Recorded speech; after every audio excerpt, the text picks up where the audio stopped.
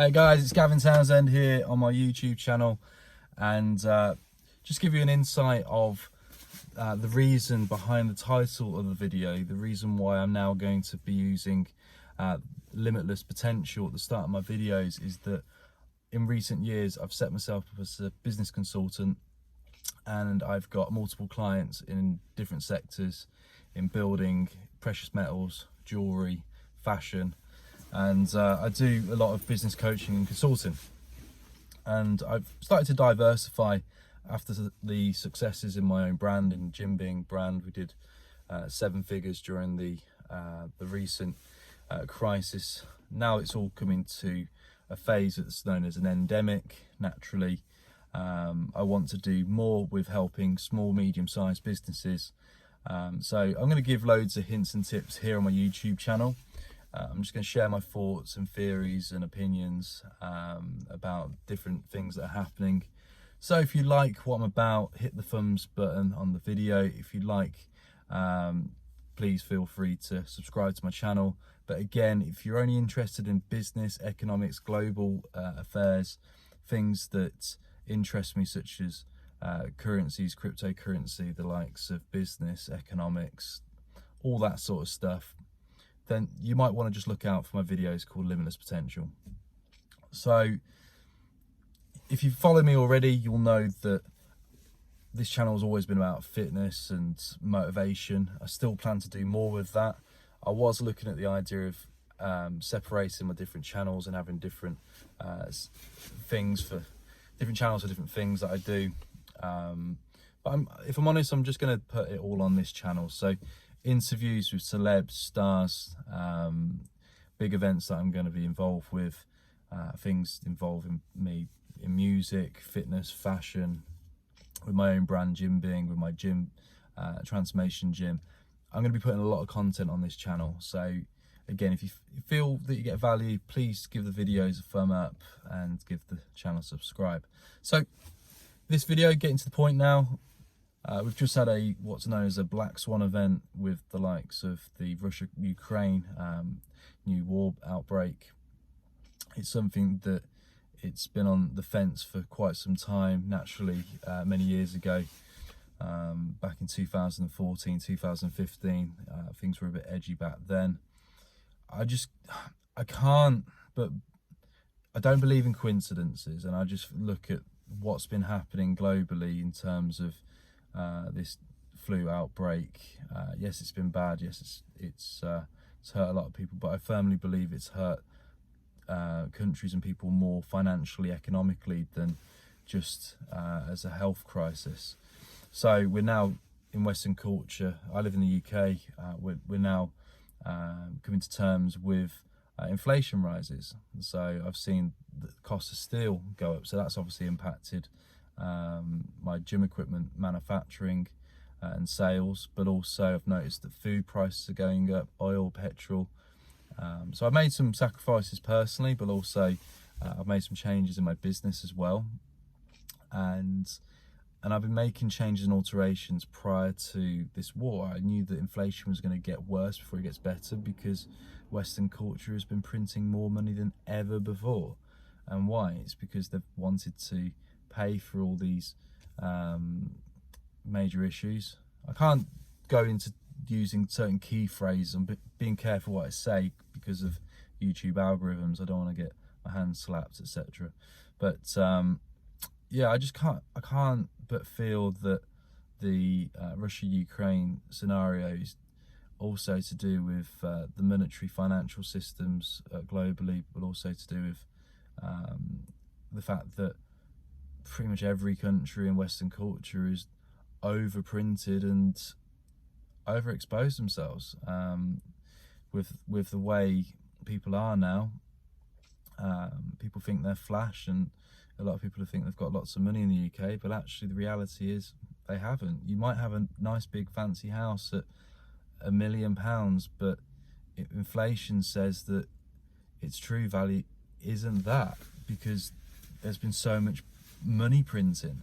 I chose to work in the precious metals market, so gold, silver, palladium. I've decided to be involved in different sectors that are safer hedge bets against inflation, but also tyrannical lockdown measures and even, like say, the war scenario. My best advice for anyone out there is diversify yourself in terms of your incomes, but also your investments. It's a very hard one to predict, but it's a safer one to do. I've been in business now since 1998, and I've been through the Iraq War, the Afghan War, the 2008 crisis, over in America. I've been through the COVID crisis, and now we're seeing war here in Europe. So again, I don't look at war's bad. I've got friends who are Ukrainian. I've got friends who are Polish. I feel bad for them, but I've been reading through the lines for the last few years. I've been looking at the economics. I've been listening to a lot of smarter people than I am who work in the financial sectors, who are involved in the cryptocurrency sectors, who work in precious metals. And I've got this whole broad picture that there's something else which is happening behind the scenes. And you've got to ask yourself, why are the banks around the world clawing in as much gold as possible? Why is everyone being told that Bitcoin is the new gold standard? Why are all these different distraction tactics happening? There's too much noise at the moment, and there's too many cover-ups. I can't go into too much details, but I don't believe in coincidences. I just think it's a bit odd that within the last 6 weeks we've had here in the UK, COVID, we're all going to die. Then it's all over, you can do what you want now. Then it's a war. But at the same time, Prince Andrew in the royal family pays off someone 12 million with royalty money or taxpayers' money. And then suddenly the Queen's ill, and then suddenly all these different narratives are happening. And I'd look at it and I think, geez, okay, something bigger than just this war's going to happen. And I can't but feel that the financial market's just about to collapse, and I feel that the property market's going to collapse too. And why do I say that? I look at the stock markets, I look at the historical trends, I look at the data compared to the 1920s. The correlation of the 1920s did that. Similarly, after the COVID crash did that. And it was all post First World War, the 1920s crash. Everyone went on to good times, spending lots of money, overexposed themselves. And that's similar to what we're doing now in Western culture. We've gone on a spending spree. Governments have printed too much money. That money needs to be paid back. And the stocks, if you look at the stock market, a lot of them were just steady pace. And then 2020 has happened. A lot of them have gone through the roof. And now they're tipping over the other side. PayPal's a good example. The likes of Tesla's had a bit of a blip recently. A lot of technology stocks, Web 2.0, they're going to be bleeding out soon. And I personally believe this year is going to be a bloodbath on the stock market. My personal opinion is that I'm out of the stock market. I've gone back into cash and I'm investing in my businesses. I've got a little bit in crypto, but I'm choosing to put my money into my businesses, reinvest there, and be a bit smarter with how I diversify my money. And I'm even staying away from the property sector. I'll happily stay away from it for a year, because I think there's too much ego in the property sector at the moment. And I think when lots of people have got a lot of money tied up in the stock market, a lot of business owners are rich on paper, and they put all their money into stocks. And if the stock market crashes 70-80%, if you've ever seen Peaky Blinders as an example, I love that series. There's a moment where Tommy Shelby tells his cousin to pull the money out of the stock market, and he misses it, miscalculates it, and Michael loses 70% of thereabouts of their net worth overnight. Boom. The bottom line is there's over 50 million millionaires in the world today, and global elites, big countries, big economic powers, they want more control. We live in more of a CCTV surveillance culture than ever before. These governments, they like to lock us down, do what the hell they want. Now, the next battle is how do they suppress as many millionaires as possible and make people poorer? It's simple. Inflate everything, crash the stock market, play havocs with their social economics and lifestyles, and it just ends up being one giant, well, let's say it, excuse me for swearing, shit show, shitstorm. And what I can see with my experience of being in business, working with a lot of top business types, having been a massive economics geek and historic geek, is that we're just repeating now what happened in the 1920s. I can read it, I can read right through it. People have got greedy, people think they've got more money than they actually have. So some people have got the £1 million house, a nice fancy car, the business is booming, they've got lots of money on the stock market. Suddenly inflation goes up, their business suffers, their customers suffer, their suppliers suffer, so the prices dictate if their customers spend with them, dictate their costs, and dictate their margins, and then their lifestyle then gets tighter, and then there's a knock-on effect there. But then, because of inflation printing, their property price is not worth what it once was. But then, if the stock market then crashes, and then they shit themselves, and they think, oh, I've got no money because it's been lost on the stock market, and their business is being squeezed, and their assets are being squeezed, it's going to be a massive storm. Now, I could be wrong. So I've planned for two outcomes. I've planned for it to all nicely dissipate, for the likes of inflation to get slightly worse before it just goes into a deflationary period, and there's all harmony, and therefore it's business as normal. But then I've also planned for food banks are going to be overly needed. The likes of depression is going to be in place for many few years. I've planned myself for worst case scenario, so complete worst case scenario. Sorry, just phone's just looking like it wants to die. I planned for worst case scenario. So worst case scenario in Western culture is that this Ukrainian-Russian divide ends up getting worse. Russia then wants to get more power. Then it does become a bit more of a bloodbath war zone in Europe. Then there's more sanctions, which indirectly affects us across the world. Everyone gets affected financially, economically. The likes of Russia supplies globally over $1 billion worth of fertilizer. Ukraine is a massive source of titanium and precious metals.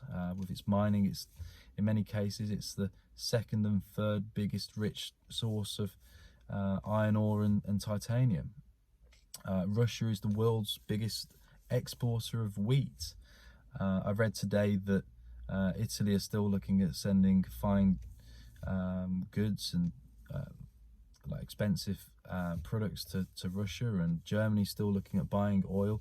There's no real sanctions, so Russia will do its land grab. There's going to be more issues. There's tensions with China and Taiwan.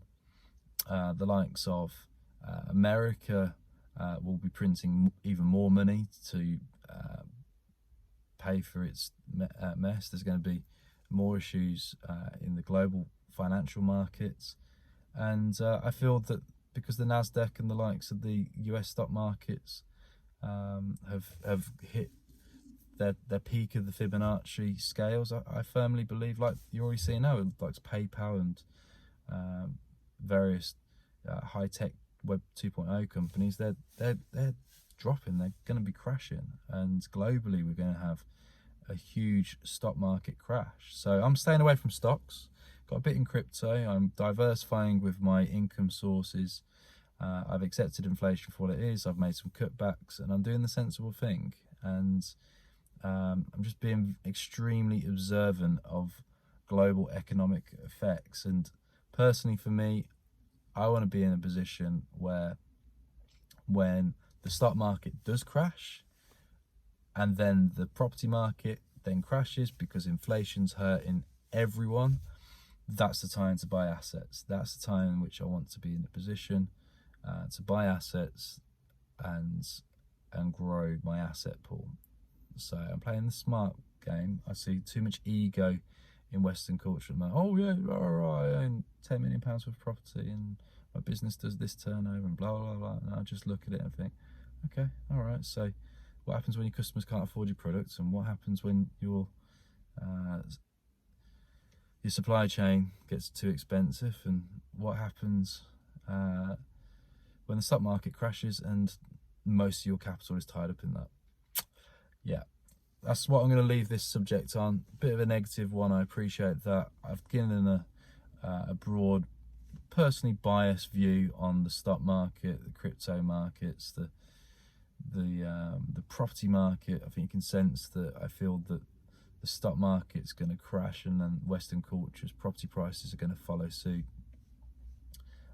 That's what I'm gearing up for, and that's why I'm going back to cash and cash flow, and I'm going to ride the inflation while I aim to save money aside to buy the dips and the assets long term. Anyway, if you're interested in what I'm about, this was a Limitless Potential video. This was my first one under the guise of Limitless Potential. I am going to be doing business coaching more, so if you're interested, feel free to contact me through my Instagram or Facebook, and I'll put my email address below.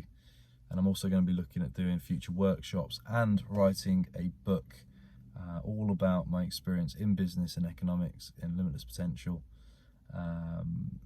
under the guise of that. So thank you very much, and I hope to see you in the next video. Thanks for watching.